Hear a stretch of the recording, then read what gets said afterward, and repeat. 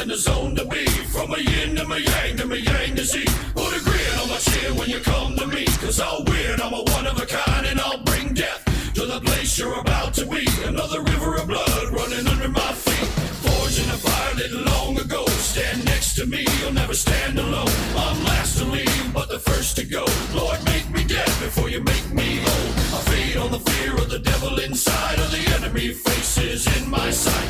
Aim with a hand, shoot with a mind, kill with a heart like Arctic ice. I am a soldier and I'm marching on. I am a soldier and I'm marching on. I am a warrior, this is my song.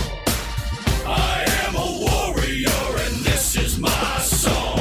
I bask in the glow of the rising war. Lay waste to the ground of an enemy shore. Wade through the blood spilled on the floor. And if another one stands, I'll kill some more. Bullet in the breach and a fire in me. Like a cigarette thrown to gasoline. If death don't bring you fear, I swear you'll fear these marching feet. Come to the nightmare, come to me. Deep down in the dark where the devil be. In the mall where the jaws and the razor teeth. Where the brimstone burns and the angel weeps. Crawl to the gods ever cross your path. And my silhouette hangs like a body bag. Hope is a moment now long past. The shadow of death is the one I cast. I am a soldier and I'm marching on. I am a warrior and this is my song. My eyes are steel and my gaze is long. I am a warrior and this is my song. We're not just going to shoot the bastard. We're going to cut out their living guts and use them to grease the treads of our tanks. We're going to murder those lousy bastards by the bushel. Now I live lean and I mean to inflict the grief. And the least of me is still out of your reach. The killing machine's gonna do the deed.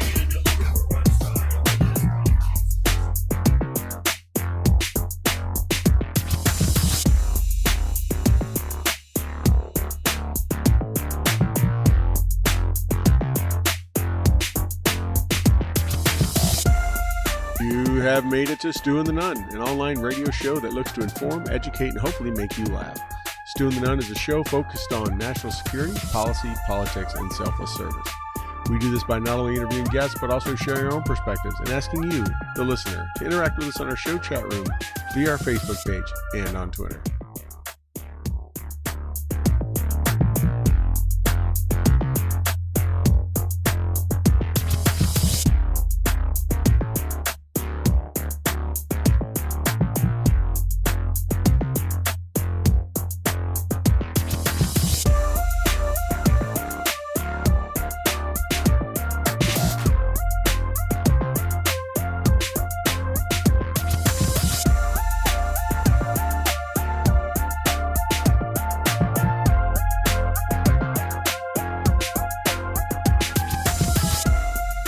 We would like to thank those who make this show possible and allow us to bring it to you. Our show sponsors are Commodity Outdoors, Veteran Outdoors, Enlisted 9 Fight Company, Warrior Media Solutions, and BooHammer.com.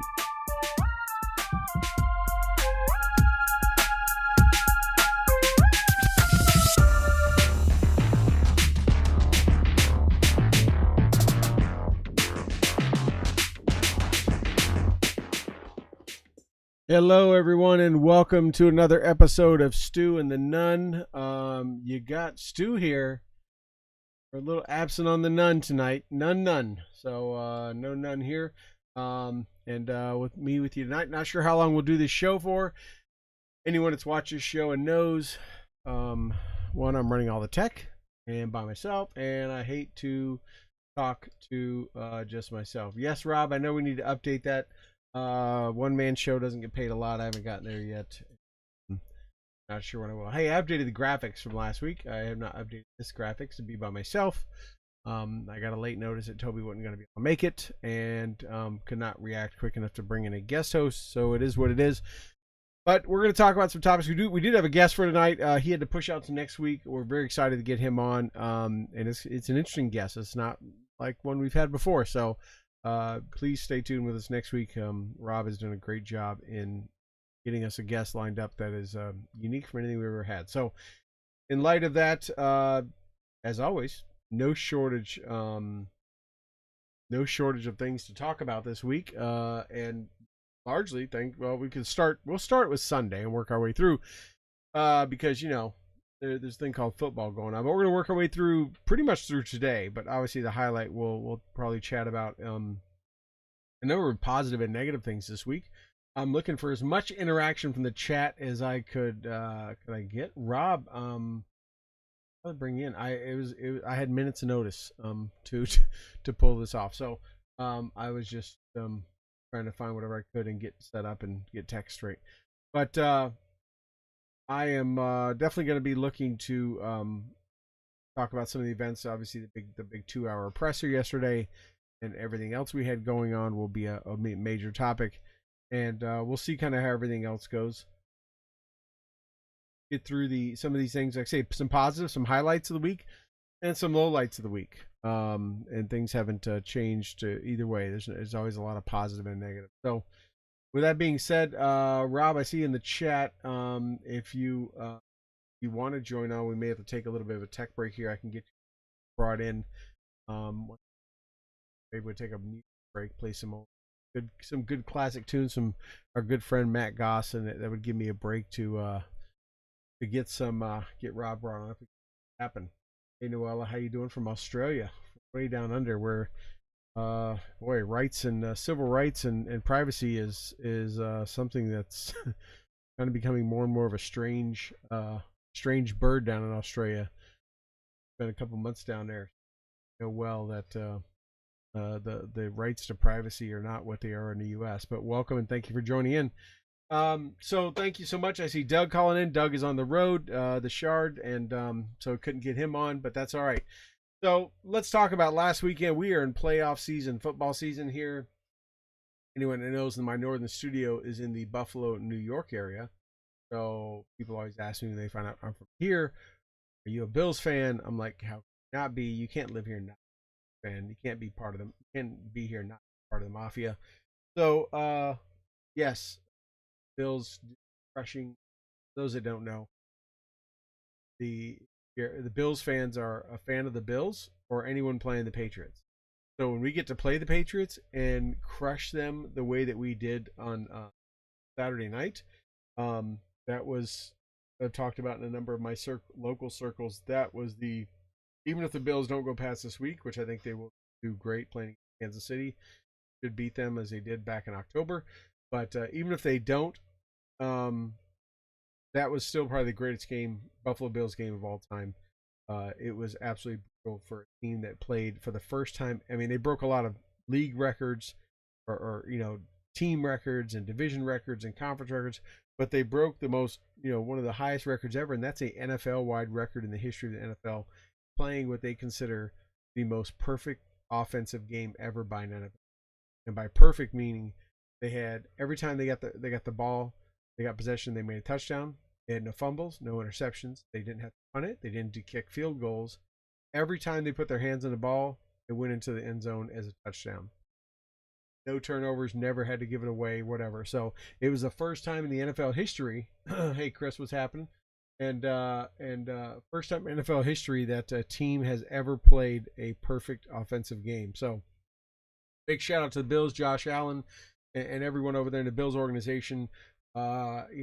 You can if they can roll up KC, I'm not worried about Titans. I'm not worried about anyone else. I'm surely not worried about the Packers or the 49ers. But yeah, so excited to get into this weekend's divisional round football and see where it goes. Bills fans are very, very happy. How when you buy a car and then you all of a sudden when you go on the road, every time you buy a certain brand or model of a car, and then when you're on the road, you just all of a sudden start noticing any of the others out there. Like I had no idea there were so many Nissan Sentras or Jeep Cherokees or whatever. Don't pay attention, but when you have that, you start noticing that car. Be a Bills fan. Travel, fly, any city, anywhere. Not even coming out of the Buffalo area. You will see people when I'm traveling. I see people in Bills hats and Bills shirts all the time. In any city, no matter. It's amazing. And Buffalo are like, no, Bills, you know. And sometimes they are, but a lot of times they're not. But people represent and for their Bills. There's a big fan base out there now. So, yeah, the Mahomes is dangerous. Kelsey is a weapon. And talk some talk some um talk some football talk here. Yeah, I mean, you know, Mahomes has some. He's a young quarterback, has some, has a couple targets out there. But if you watch the Bills game, I mean, it was nonstop different names. Whether it was Knox, Diggs, who actually didn't do a lot, Davis, Singletary. It was nonstop. Everyone, including an offensive tackle, 300 pounds, like 6'8", that made a touchdown. So there was that's a, besides what, you know, Josh Allen almost running for over 100 yards, rushing for over 100 yards almost every game. Other records that he's quarterback that's not afraid to run and can do it well. He has a lot of targets when he goes to the air, and unlike the one game we lost to the Patriots, which was an all running game, high wins, he was in the air solid the other night and has been consistently. So it should be this weekend's game, Sunday night, KC Bills. Even though there's a lot of good games this weekend, that is probably going to be very, very heavily. Just because it's, you know, you got KC, who's been at the Super Bowl the last 2 years, and you have the Bills, who look like they're almost unstoppable at this point if they keep doing what they're doing. Yeah, a lot of some good football coming up this weekend and through the next couple of weeks. I don't know if you noticed or not, too, those that are football fans. The Pro Bowl is not in Hawaii like normal. I'm assuming because of COVID and Hawaii and all that stuff. So it's going to be in Las Vegas. There, so it should still be fun. For the Pro Bowl players and everyone that goes has a good time in Hawaii. There's no doubt they will have a good time in Vegas. Hopefully they do it after they finish playing. All right. So what's up, Chris? How you doing, bud? So that's talking that football. Will begin good to watch this weekend. And you know, you're a good team when a quarterback from another team, like Ryan Fitzpatrick, who used to be a Bills quarterback, he's a quarterback for the Washington No Names, comes to Buffalo in 0-degree weather, second coldest game ever in the NFL, and goes shirtless here on the Buffalo Bills when he's the roster of another team. That's that is the Dallas. No, Dallas. They got what they did. You got to pay attention to the clock there. That's for sure. Got anyway. So that says a lot when you got someone like Ryan Fitzpatrick, who Buffalo fans have always liked. He wasn't consistent all the time, but he got mad respect and a lot of Bills fans. So good to go there. All right, so that's kind of started off the weekend. A lot of great games. Yeah, the Dallas game was a big one. The 16 seconds and that call and running out of time. There were definitely some bad calls last weekend in a few of the games that were questioned. I can't think of the other one. There was another one that had a pretty bad call where they said that crew probably, I think it was a Cincinnati game, probably would not officiate another game in the postseason because of the call on the whistle being blown while the ball was in air. It's a game, the ball wasn't dead, if you know what I'm talking about. All right, so here we go. Move on to other things. Well, it's been a busy week. It's been busy for the Supreme Court. It's been busy for crime in this country. You go on and name it, Senate, you know, all kind of stuff going on with, you know, cinema and Manchin and voting rights and all that kind of stuff. Obviously, very much cultivated yesterday when the president went on and did a 2-hour. It's amazing too how the media has a 2-hour. You know, he does a 2-hour press briefing. It's his second. If I got this right, Rob will correct me. I think it's his second one in the U.S.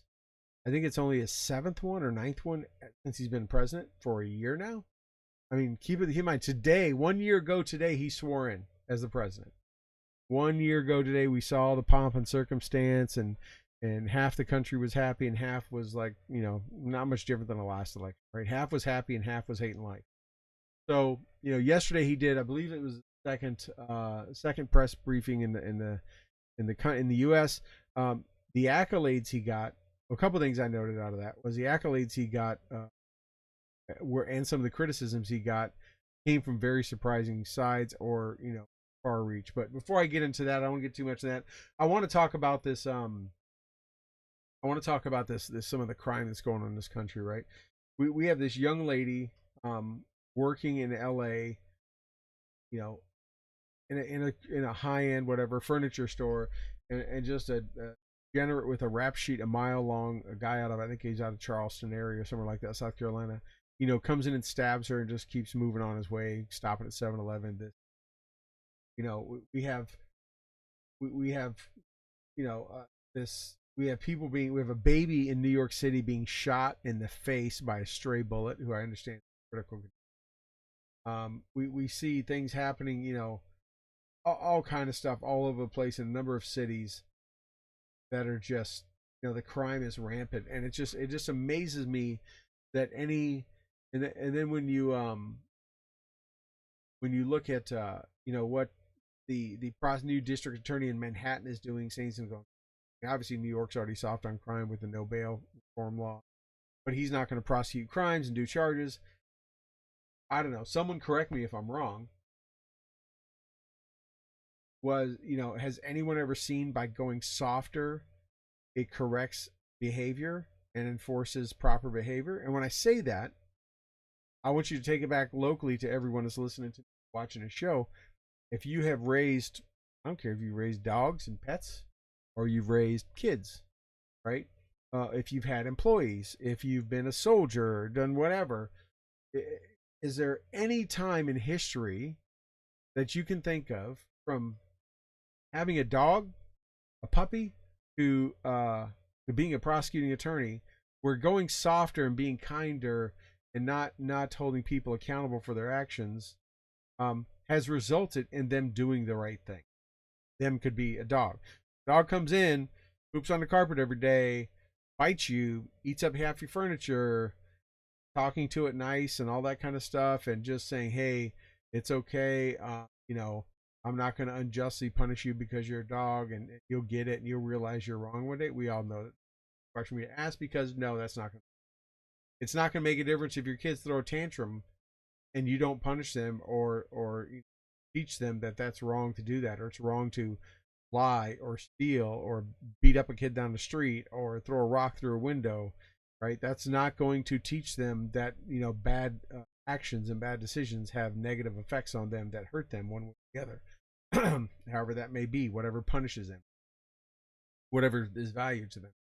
It surely is not going to hurt with the criminals when you say you're not going to prosecute crimes, or when you have something like bail reform and you just let them out of prison, that they are going to that they're just gonna exactly. Noella knows it all the way from Australia, right? No different there than anywhere. This is globally, right? You don't take action, you tell them there's no repercussions, you're leading to anarchy, right? Laws, civil order, rules, that's what keeps us from just being, that keeps us from being like Mad Max, right? But by not only state governors, not only local prosecutors, but now at the federal level, not prosecuting crimes, whether it's Antifa rioters, BLM rioters, whatever it may be, anyone taking action is going to lead to anarchy, is going to lead to people doing what they want, and people dying and being hurt, losing property, being punished unnecessarily that could be prevented. This is all going to lead to people taking action in their own hands. So if the government, if calling 911, you always see those signs. I call 357, not 911. If calling 911 is not going to result in them holding someone accountable for breaking the law, hurting you, your family, your property, whatever it is, then people are going to take law into their own.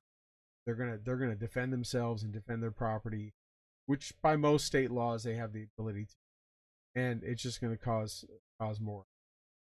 At some point, the people in this country are going to realize that this woke, soft on crime, we're trying to do it because of racist actions or what is perceived as that, and unfair prosecutions. It's the people in this country nationally, not the 50-50 like we see in the elections, but I'm talking like an 80-20, is going to see that is not the way going forward, and this is all going to come back and bite those that support that kind of. We just hope that it's not too late, and that too many people don't have to die, be maimed, lose property, or whatever else by before that has to. How tight does that rope have to get around the throat of America? How tight does that how long do you have to dangle there, choking on and gasping for air before someone realizes that rope's a bad thing and to cut it down?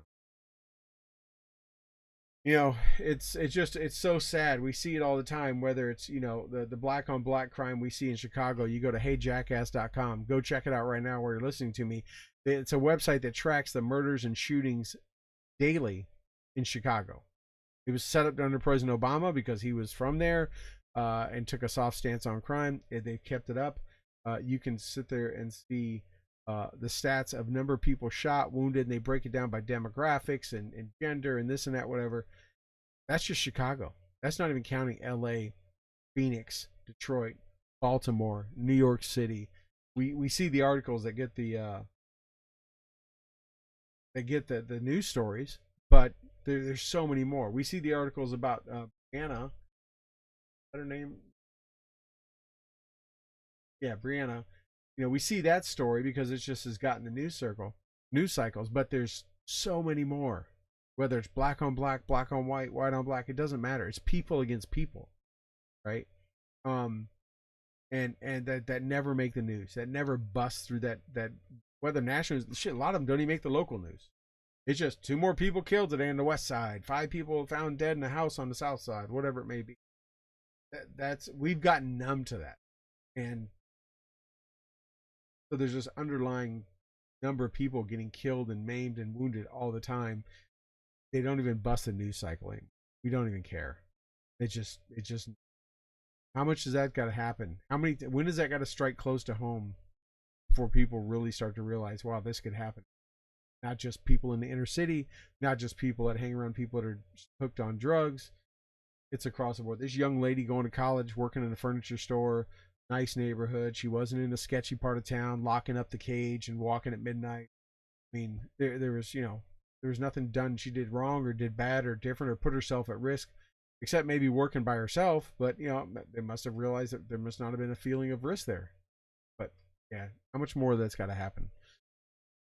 So anyways, thanks Rob for putting that up. Yes, thank you. Anyways, so that's one thing. The crime this week has been a big one, and it is every week, but it definitely has gotten some attention. Obviously, the synagogue hostage crisis, which I think was last Saturday, and continued. I mean, there's been a lot over that, mostly because of the FBI, what they said, trying to claim like it wasn't nothing related to being a Jewish synagogue. Now we have the head of the FBI. A lot of back pressure coming back, calling it a terrorist attack. I don't think that was hard to figure out when the guy was demanding a female Muslim terrorist that tried to kill soldiers who was in prison not far from where that happened at. Yeah, it has nothing to do with his last name or his own heritage. When he's asking for a Muslim terrorist to be released and you take over a Jewish synagogue as hostages, that doesn't take rocket science and some member to figure out terrorism. But that was a big one. Big kudos, big shout out to the rabbi. Those that did not know, there was 3 people. He learned from run, hide, fight training. Apparently, he when he found the opportunity, when he was thinking that this guy would hold him hostage was running out of options and didn't have probably going to take some drastic action, he took that fight part of the run, hide, fight and threw a chair and told the other 2 guys to run. So that's a great tactic that's taught in shooter, and I'm glad to see that he paid attention, that they did that training for active shooter. If you don't do that at your workplace or at your place of worship, it's definitely something you should contact your local law enforcement or a security firm or whoever it may be and get yourself some active shooter training, run, hide, fight training, because it very well could. It sounds like it paid off and probably saved his and the other 2 lives in there. From the guy just thinking he had no resort and just out before he got taken out. So that was a big one. So again, if you have a place of worship, I don't care how big or small your church is, it could be 20 people, it could be 1,020. That should be something that churches are not what was back when we were growing up. At least when I was growing up, they were holy places nobody would ever think about doing anything in. They are considered targets now for those that hate our Western values and our faith. To know how to do and what to do. Don't be like down in Texas where the guy walked in and just executed people, walked up and down the aisles and nobody even tried to fight him. Sit there and cowered literally and hunkered down in the pews where the guy just shot him. Places of worship, your workplace, anything like that. Even if you go out about in the stores and do things like that, you should always be looking for escape. I mean, it's sad you have to do this, but you should be extra vigilant to always be looking for how would you get out of this. If you get any sense, if your spidey senses go off that something doesn't feel right, you should be looking for, if I need to get out of here, if I need to defend myself, what could I use? That should be something you're always considering. So just something to think about. Yeah, looking at chats. So with that being said, I'm just gonna reach here. I'm gonna take a quick. Let me close my video for a second. I want to reach behind me, get something real quick, because with me just talking nonstop, it's kind of drying me out.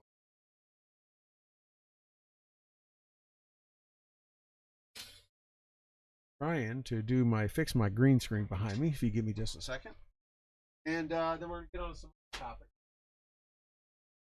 It's tough doing a show by yourself in your office.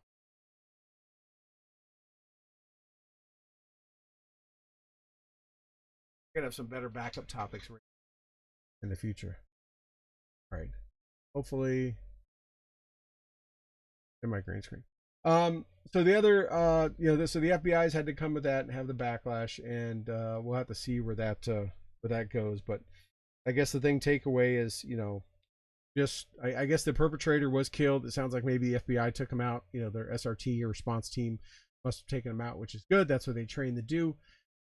Kudos again to the rabbi and the people in there that escaped and got out of there and did all the right things, or didn't provoke the situation, but just learned from their lessons. And even if you don't carry concealed, even if you don't carry it all or whatever, you still at the end of the day got to know how to defend yourself. So, all right. Thank you so much for doing good. This is kind of stressful. I don't like talking to myself. So if you have any topics, anything you want to chat about, I have people hitting me up in text messages. I have people going in the chat. By all means, hit me up here. I probably will definitely play some Matt Goss here in a second. Okay, so, oh man, transgenders, those transgender athletes. That's another big one that's happened this week. You have these swimmers. I mean, I just don't get it. I mean, I get it that if you identify as something else or whatever, and you think you were born wrong, if you think God made a mistake, right? If you think you know better than God and that, or whatever, maybe you don't believe in God, that's whatever. And you think you're something other than you are, then that's what it is. But, and if you want to put hair and makeup on and get something cut off, or you want to, not wear hair and makeup and add something added on, that's up to you. Whatever, keep it to. I don't really care. Right? But when you start going in and you start, competing in sports and doing things, look, we have two genders. I don't care what you say, and I may get some hate mail over this. There's two, right? On every form, whether you're doing a pre-screening form for your doctor or whatever, you order shirt sizes. If you go into Target, you see men's, you see women's. You go into any clothing store, any shoe stores, men's and women's, right? There's not really much else. If you order that, I'm gender fluid shirt, or whatever it may be on Amazon or whatever, it asks you men's or women's. So we'll park that off to the side and let you think about that.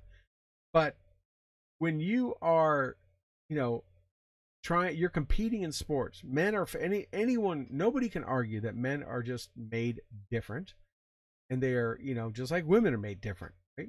Men can't have babies; just can't happen. Men can't do all kind of things that women can do. Right? The women's bodies does whether they're pregnant, or does during their lifestyle, and there's things that men bodies go through. Men are naturally, for the whole, bigger and have more muscle mass and have stronger bone density and blah blah blah blah. Right? That's just a fact of flipping life. Right? Just like Asian people are typically smaller. They're smaller in stature and size and that kind of stuff than, I don't know, Samoan people. Right? That's just our genetics. That's the way we are made, and there's nothing we can do about it. Just like there are women that are tougher, stronger, and probably kick my ass more than a lot of men can, and vice versa. But to move to take advantage of labeling yourself something, to go in and win an event like a swimming competition or whatever, right? The weightlifting back in the Olympics. It's just, cool. You want to call yourself that, and you want to make yourself look that way. But it should stop there. You still not be allowed to go compete, right? You shouldn't be on the cover of winning awards for women when you're not naturally born. I mean, let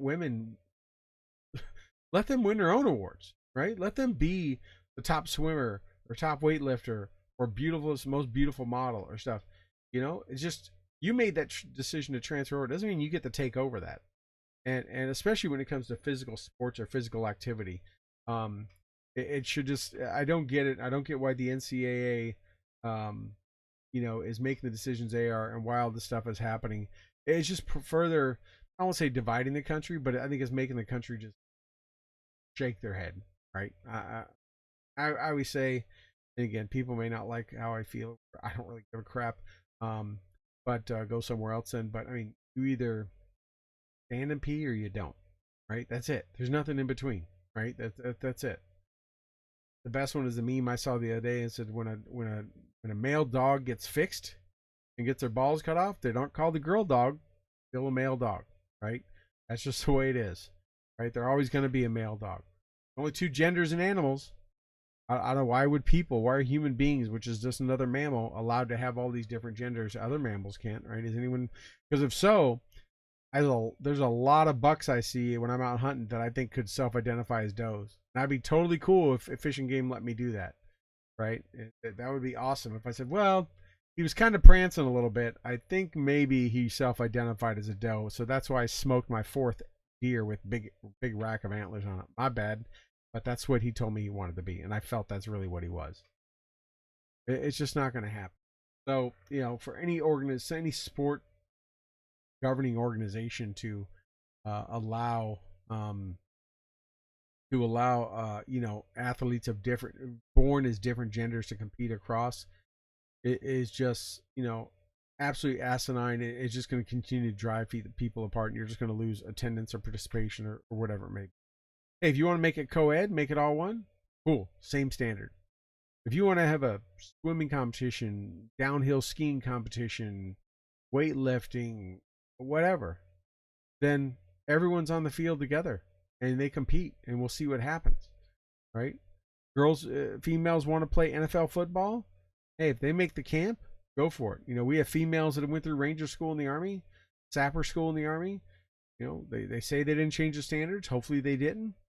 They compete. They get their butts kicked like everyone else. They carry the same amount of weight. They ruck, march, and run the same amount of time as everyone else. If a female wants to be on a hockey team, NHL hockey team, be ready to be ran into the boards, or be on the field of football. Get ready to get hammered from both sides when you come down from catching a pass, whatever it may be. But until that time comes, let's be fair to both genders, because there's only two, and let them both compete in their own genders that they were born with. And if they just happen to be a really strong, maybe heavy Y chromosome or whatever female, and stronger than most or bigger than most, or vice versa, then awesome. If that jockey, the jockeys are small, dainty kind of people. That's the way jockeys are. They got to be small and lightweight on the backs of horses. The male, female, whatever. It doesn't matter what it is. These organizations that recognize and try to embolden this woke mentality of letting people cross over and compete and whatever, you're just robbing the other gender that was intended for their chance to shine, of their chance to compete, and prove that the hard work that they put in is paying off, and that they're best. They could end up being the best at whatever that competition is. With that being said, yeah, Rob, don't get when you get slammed in the glass. Yeah, I can't imagine the first time I see like I watch girls play hockey as a hockey coach, a lot, but they're tough on each other, but it's just physically different at 14, 15, 16 years old. boys and girls. We know they grow at different lengths, just the way God made us. I can imagine seeing a female, even the toughest looking female I know that plays hockey, playing in the NHL and just getting ran into the board. See what happens to males. Strong, big males would get, heavy, dangerous sport. Rugby's another one, right? Put a female on a rugby field in Australia, playing in or New Zealand or one. Let's see what happens there. I was there for a couple months, and I fell in love with the game when I was there. I can't imagine seeing a female out there at the bottom of a scrum. So, covered a number of topics there. I do want to get into talking about the press conference yesterday. I know it's been talked a lot about in the news today, but boy, a lot of stuff to cover. But before I do want to play. We haven't had Matt on for a while. Toby and I stay in pretty good contact with Matt Goss. Well, you may know who Matt is. He's a darling of, well, the U.S. too, but obviously came from Great Britain. He's very popular down there. Any British, influenced countries and territories, he is super popular. And Toby and I were very lucky to get to befriend him many, many years ago. Being a strong friend. So, it is, we love having him on. We've been talking to him recently about having him back on, and just I need to reach out to him. I've been staying in contact with him, waiting for this whole COVID thing to performing in Vegas and places. So we do need to get him back on, because anyone that knows me and talked about him, had him on, I have no doubt been very clear that Matt is probably one of the most patriotic non-Americans I've ever. So, with that being said, I'm going to jam a little Matt here, a little lovely Las Vegas, since we just talked about that with the Pro Bowl coming up. Play a little Matt Goss. I'm going to come back on the backside of that, and we're going to talk about the press briefing from the other night. If I can get it to play.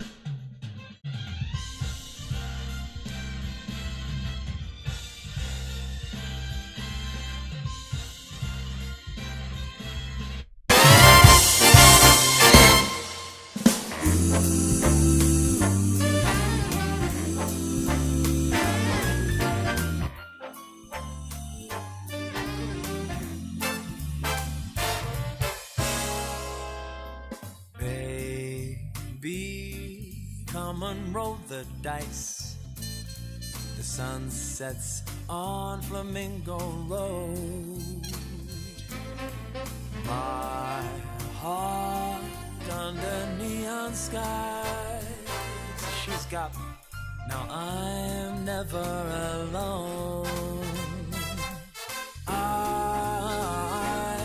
I know one thing is for sure.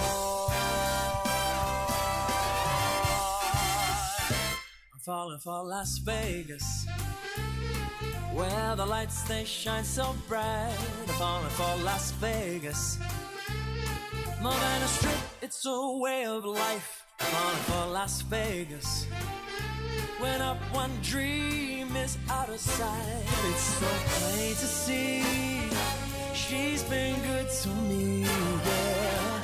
Oh, my lovely Las Vegas tonight. Oh, tonight, oh, tonight.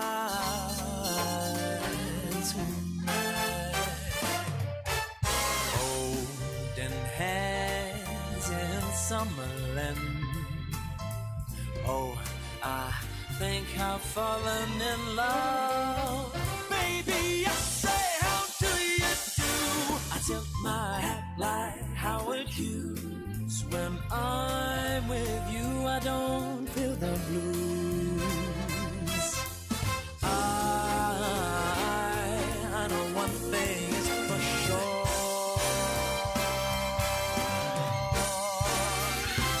Falling for Las Vegas, where the lights they shine so bright.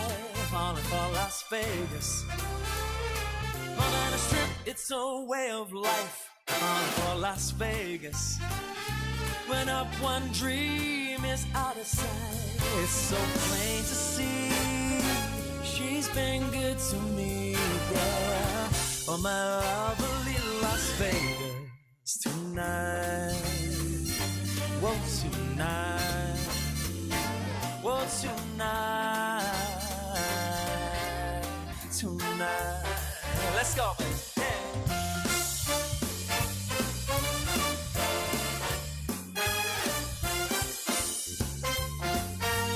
Working the pool, making best of the Las Vegas. This is my lovely Las Vegas. Let's all raise a glass.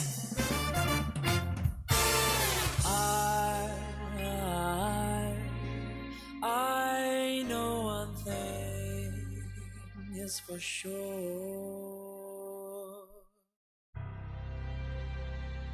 is that I'm falling for Las Vegas, where the lights they shine so bright. Las Vegas, more than a strip, it's a way of life. Falling for Las Vegas, when up one dream is out of sight, it's so plain to see she's been good to me, yeah. Oh, my lovely Las Vegas tonight. It's so plain to see, yeah, she's been good to me. Oh, my lovely Las Vegas tonight.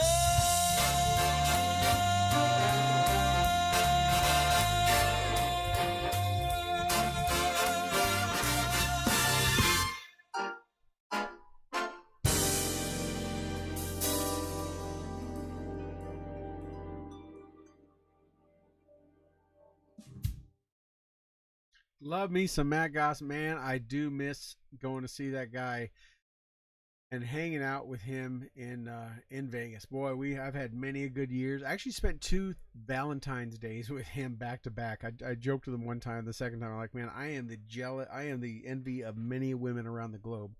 To be spending Valentine's Day with him twice. I was out there for work, and we had some good times, and definitely need to get out. Let me fix some audio here. I had to turn it down when the music came on. Let me get it back up. I definitely need to get back out there. Toby and I get back out there, and we can't wait to see him again because I have many great memories and photos from my time with Matt. But yeah, just played a little Love Las Vegas. Give me a break between talking so much, and we need to get back to doing that more. We need to get some more music back on here. The question will be, will YouTube and Facebook try to blank that out and try to say that I don't have rights to that music when I have permissions and rights right from the performer themselves? Be interesting to see if they do. Rob will be like, yep, I got to go on and fix all that stuff because you just played music that they're going to be copyrighted. But hey, the guy himself has given us permission. So with that being said, anyways, great to have him again. We look to get Matt back on it. Yeah, so I do want to talk about this. A couple things. One, I want to talk about the election reform. We saw the president went down to Atlanta. Wasn't joined by Stacey Abrams last week. Him and the vice president went down there, made this big pitch, did further dividing this country. Pretty much, saying, he supports the Constitution, and he emphasized, all enemies, foreign and domestic, and pretty much saying, alienating at least half the country, if not really more than half the country, that they were the enemy, that he was going to fight against them for election reform. And he went down there and did that. They came back. His little puppet boy Schumer tried to force this thing through the Senate. Thank God we have Sinema and Manchin, not just because they voted, against the Democratic woke Democrat agenda, but that they just voted based on what they know is best for this country and what their constituents will want, and what they know is, really what is best for the country, and that is not to get rid of the filibuster. So many others. I'm sure there's some good senators, good and bad on both parties and both sides, and I'm sure there's some really good ones on the Democrat side, but that probably do really care for this country, but they just were bullied and really were bullied and forced to take a stand. And just thank goodness we have a couple that have a backbone and a pair of balls that they vote for what's best for this country, not just what Schumer and Pelosi wants. That's the checks and balances that this country was built on. That's why, this kind of the people that Congress, just like the president, have such a low approval rating because they want the checks and balance. They want Congress to keep the president in check. They want the Supreme Courts to keep Congress in check, so on and so forth. That's why the founding fathers designed our country the way they did.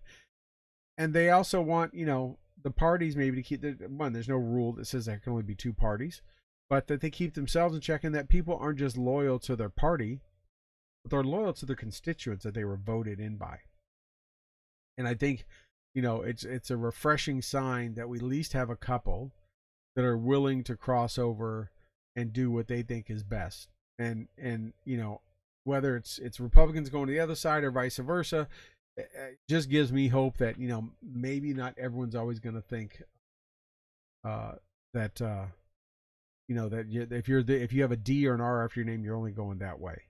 And yeah, Rob, it could contest it. I still say that if they had passed that election reform, it would have been in the Supreme Court because the Constitution explicitly states that the states are in charge of managing and executing elections, not the federal government. I think that would have been in front of the Supreme Court in New York second.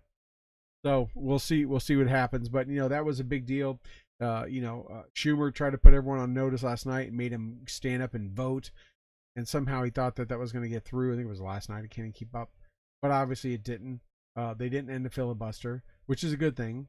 It should not just be a 50-50 or 51-50, something of that nature. I mean, it needs to, have overwhelming support. That's what this country needs. That's how this country has gotten along. That's how we've passed some of the greatest things we have and put some of the greatest laws on the books.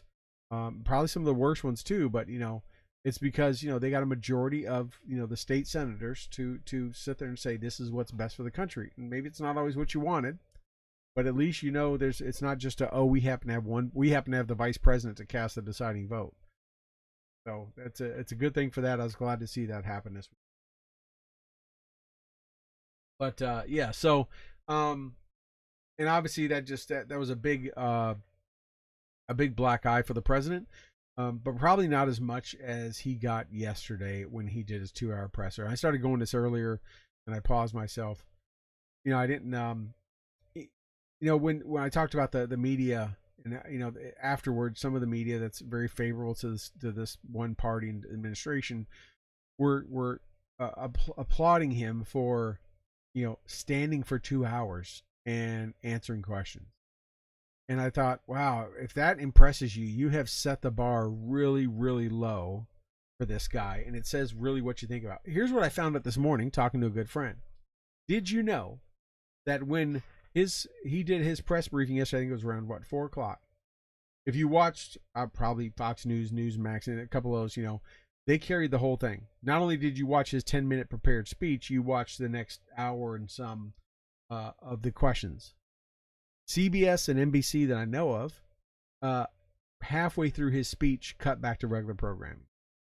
That tells you a lot. There were program directors in the studio, in the program booth, that made the conscious decision that he was going to be so bad that they cut back to, I don't know, whatever the hell they were showing, Days of Our Lives, The View, rerun of When Harry Met Sally. I don't know, but before his 10-minute prepared speech was done, they cut back to normal programming. Oh, it's not a big deal. Let me remind you, second time this guy's given as a president of the United States in the last year, a guy who touted his foreign policy experience, his 47 years in the government, whole his life in government, smarter than anyone else in government, had a plan for everything, can build back better, all that kind of stuff. Second time he ever gave a press briefing in this country, 7th or 9th time overall. And they couldn't even afford to just keep it on him to see what he had to say. When we're in this time of rising inflation, all the prices going through the roof, second year now, going into our second year of a pandemic and this virus racking the entire world. You have North Korea shooting off missiles. You have Russia piling divisions against the Ukraine border ready to launch. You got China building islands out in the middle of nowhere and contesting that.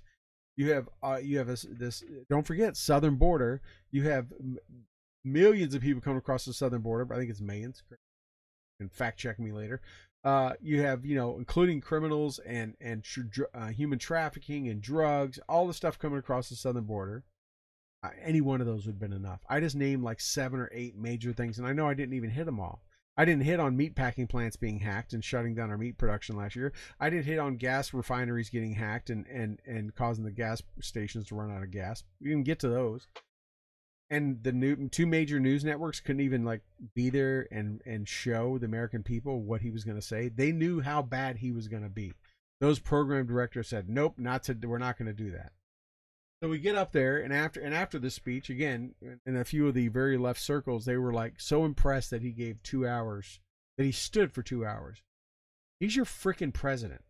He's not someone that's been a wheelchair bound, a handicapped person his whole life. It wasn't like it was, wasn't he the guy that played Rob, the guy that played Superman. It wasn't like someone who's been in a wheelchair. It wasn't like Stephen Hawking stood out of the wheelchair and talked for the first time, right?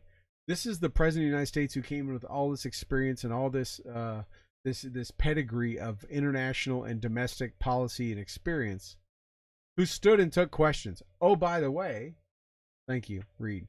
By the way, the first section of his questions were all picked out. You can go online and see it like he's done in the past. Yeah, Christopher Reeves. Thank you. Thank you, Rob. You can go on and see he had pictures of the reporters again. He had a binder, had a picture, probably had their knew who they were, what they were, and probably what they were going to ask. So when he first starts it, he's calling Bob from whatever and Susan from whatever. He's looking at their picture, he's looking up, he's spotting them all like he really knows who they are, and he's calling on them and that kind of stuff. But I will say, some of the questions came in they weren't the what's your favorite ice cream questions like they used to be. They weren't softballs. They started asking some pretty tough questions. But it did not get tough until he went off a script. He got to one section, to his left, the camera's right, probably a couple rows back, and he called on somebody. And then he said, "Oh, just the guy next to you, and the guy next to you." And then he started going down the row. He started running down the row. And, then they were asking a question, Steve Rosen asked about his, the poll that just came out, which was relevant. It wasn't, I forget who it was, but it was a reputable poll taker. That morning, the results came out about people questioning his,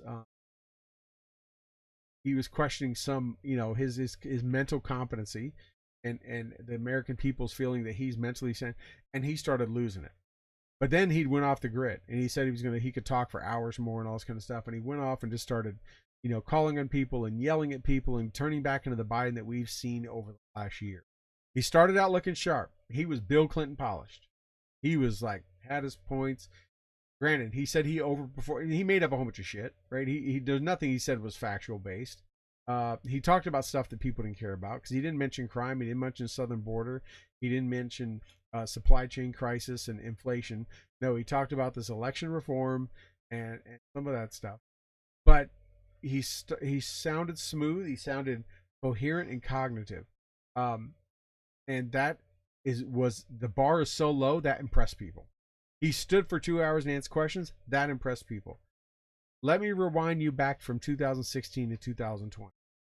Now, you could have hated President Trump. You could have not liked his tweets. You could have done whatever. But there is no way you can't say that guy wasn't 100% transparent. He would go out and present an award or announce something in a rose, in the Rose Garden press briefing and stay for an hour and a half and answer questions. He would go out with another head of state. They would cover whatever they're talking about and sit there and just invite and give every reporter a chance to ask until they had nothing left to ask. And it was off the cuff. There was no book. There was no prepared remarks. He just said what he was thinking. Now, some people didn't like what he was thinking. They took stuff out of context, especially those who didn't like him, and they would twist it and they would make assumptions and presume what he really meant or said. But he sat there and answered every question. Him and President Biden are not that much different in age. But, nobody ever said, "I can't believe President Trump." What they say? Oh, he held the handrail when he went down the ramp at West Point or this and that, whatever. No one ever, was impressed that he stood there for hours and hours in the sun, sometimes in the summer outside, just hammering away and answering everything anyone. You know, when he walked to and from the helicopter, sometimes that helicopter stood there and just burned gas while he sat there on that reporter line yelling because they couldn't hear because the blades are behind him. And he would just keep answering questions over and over and over. No accolades, no impressiveness by the media. But after the one yesterday, thank you, Rob. I knew they were close. Trump is 75, Biden 79. Thank you. After yesterday, you know, it was the some of the comments were just how impressed they were and how what a great job he did. Now that was on one side. You go look at the other side, and they call it everything from a shit show to a train wreck to whatever. You make up your own mind. However, I watched it. I made up my mind, and I think, you know, the tail of the tape, as they say, will lays it all out. If you watch that press briefing from start to finish with an open mind and just think about, we're talking about the president. We're not talking about someone that is in the that has been in a assisted living facility for a few years. We're not talking about your great grandfather was able to stand and play ping pong at the old folks' home after he's been in a wheelchair for a couple years. We're talking about the president, sitting president of the United States, the leader of the most powerful country in the free world. Watch that with that mindset. Watch that press briefing thinking of any other president, Clinton, Obama, Bush, Trump. It doesn't matter who it was. Hell, even Carter. And tell me you'd be just as impressed, or whatever it may be, if you feel it was something positive that came out of it, if it was any of them acting, talking that same way. This is a guy who sat there and said that he challenged the press, didn't want the answer, but he asked the question, right? Asked the question / made the claim that no other president has done more and accomplished more in his first year than he has. No other president, right? Not his boss, his old boss, President Obama, not Clinton, not Kennedy, not FDR, not Eisenhower, hell, and surely not Trump, right? We can go back, tail of the tape, look at what's been done in the first year of the last several presidents, and see if you feel, if you feel that he accomplished more. I would ask anyone, tell me 3 things he accomplished. 3 things he accomplished in his first year that were positive for this country. Because to me, that's what an accomplishment would be. He may have, I don't consider accomplishment as having rampant crime or, inflation rising faster than any other time. That's not an accomplishment because it's not positive for this country. You accomplished something. It was shitty, right? It wasn't good, but it's not an accomplishment. But give me 3 things. I even challenged my good buddy Matty B, who's on, to tell me 3 things this guy's accomplished for the benefit of this country. And I ask you that if you're listening or watching me now, to just, as you can, watch that interview, watch his prepared remarks, watch how he conducts himself, and do all that, and think back over the last year what went. Now, granted, COVID wreaked havoc on him and his administration. His ability to stay focused on task, no different than it did on President Trump's final year, without a doubt affected President Trump's ability to get reelected. Had COVID not happened, I don't care who you are, how smart you are, or anything else, there's no way anyone's going to convince me that if COVID had not happened, that President Trump would not have gotten reelected, because this country was going gangbusters. Economy, jobs, everything. Everyone's 401k was going through the roof. All right, I'll give Matt 1. He got Harris out of, no, not really. Matt says he got Harris out of the Senate. Nah, she kind of keeps coming back and voting for she's that 51st vote. So I'm not saying he got her completely out of the Senate, because he has to keep going back and doing that job. But yeah, I guess that was it. I'm not sure that would be the best thing, because she's kind of voted with that 50-50 line and still put some things through. But good try, Matt. So, for him to sit there and say that, and he asked the question of the reporters like they were going to answer, and then just said, yeah, it can't happen, right? Just like he just said, when he was asked by Rosen about, his mental capacities and why a majority of the Americans think that he is not mentally fit to run, he just said, I don't know. And just, next question, right? He really did not do himself any justice. I'm sure Jen Psaki was freaking out when he said he could go on another hour or 20 minutes or whatever it was. Of course, she was busy writing her her corrections to his statements about the Ukraine, and I haven't even touched on it yet. So let's hit on that right now.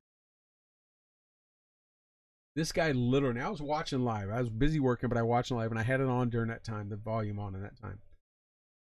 And he literally said, I don't know how, I can't misread it. I went back and watched it again because I thought maybe I didn't hear it right when everyone started talking about after the election, they're doing their post press conference, reviews, all the talking heads. But he did pretty much say that if Russia invades Ukraine and it's a small incursion, it's probably okay. I'm paraphrasing it. But if it's a big one, we'll do something. But if it's a small one, it's okay. I'm not sure that's really how this works. I'm not sure. Thank you, Noel. That's right. I forgot about that fella from Down Under. All right, he couldn't remember Secretary of Defense's name either. He, to sit there and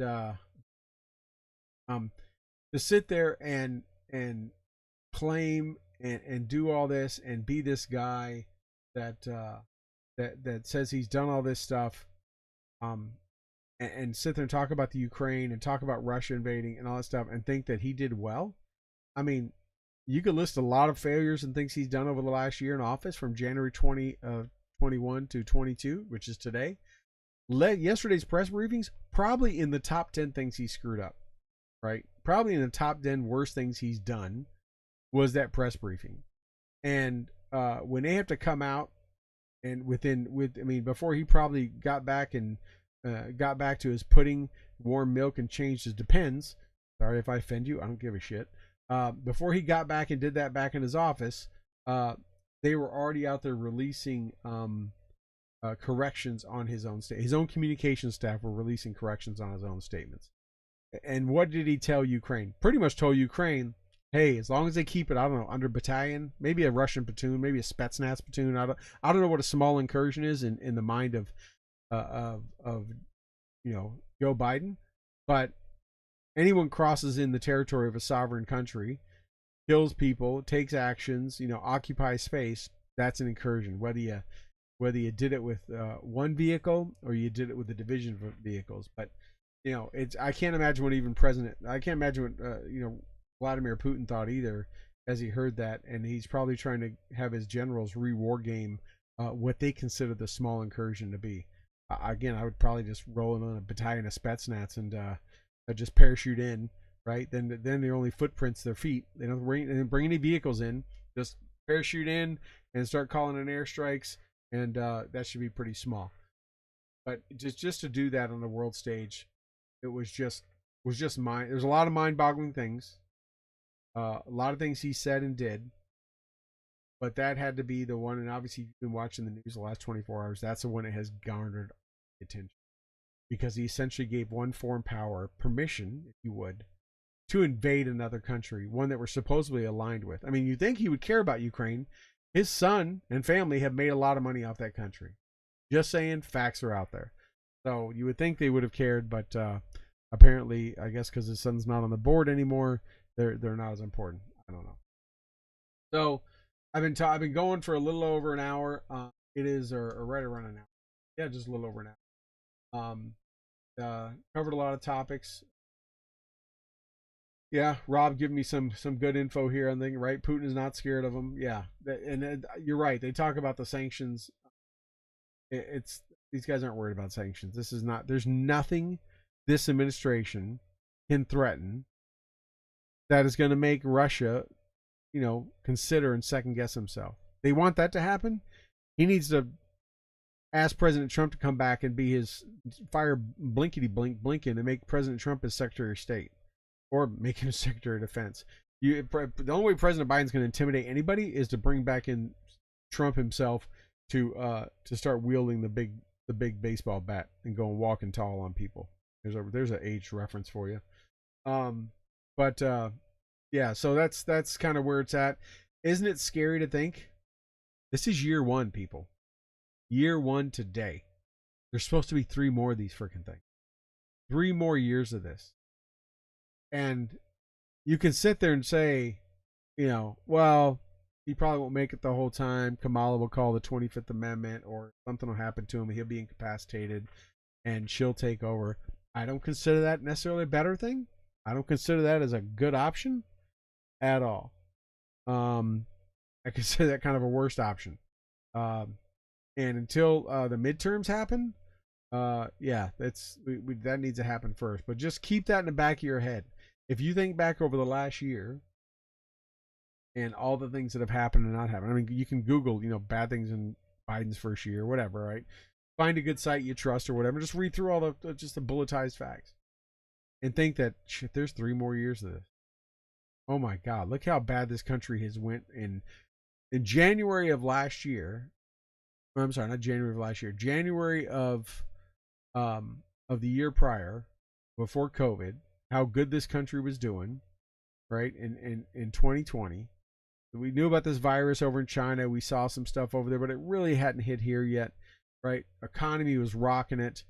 Like I say, stock market was doing awesome.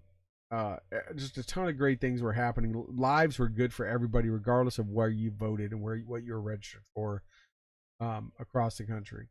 And to look at where we are now, is just really scary to me about where we'll be in 3 years.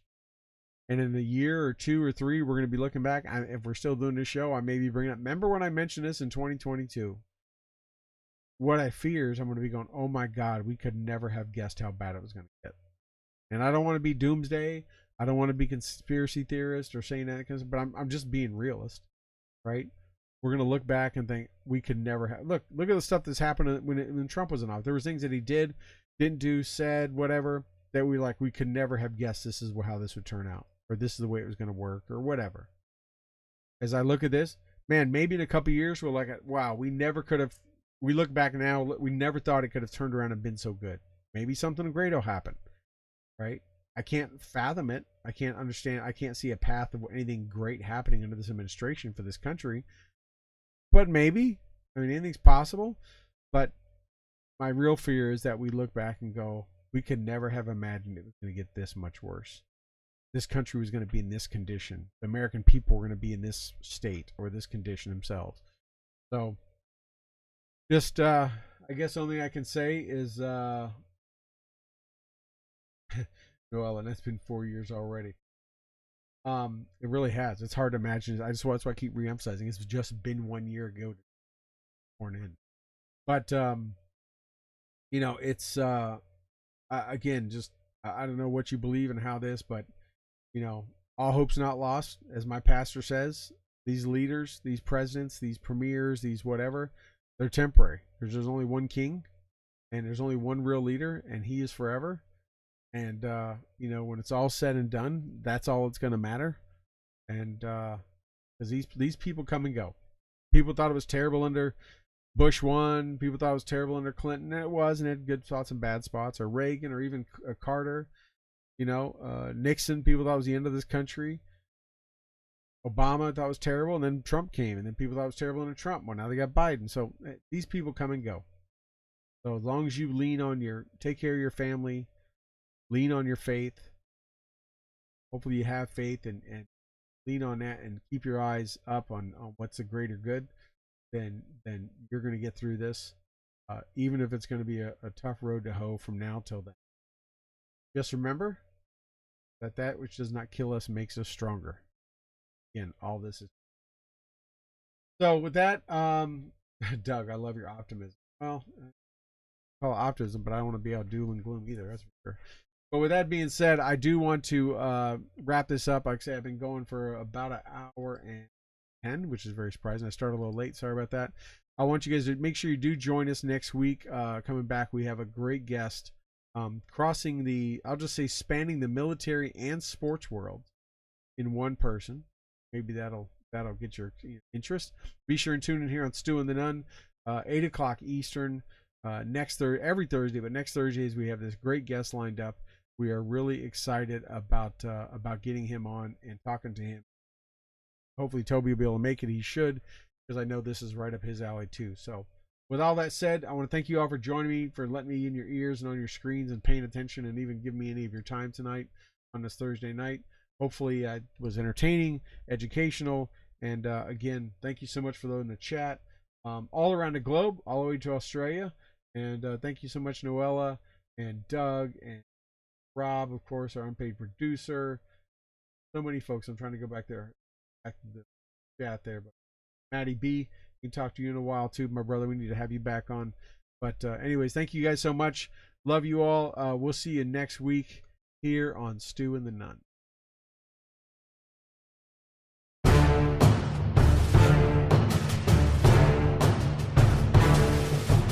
Well, that wraps up another episode of the Stu and the Nunn Show, and we hope you had as much fun listening to it as we did hosting it for you. Don't forget to like our Facebook page and follow us on Twitter. You can find all these links at stewandthenunn.com. We will talk to you again next Thursday at 8 p.m. Eastern, 7 p.m. Central.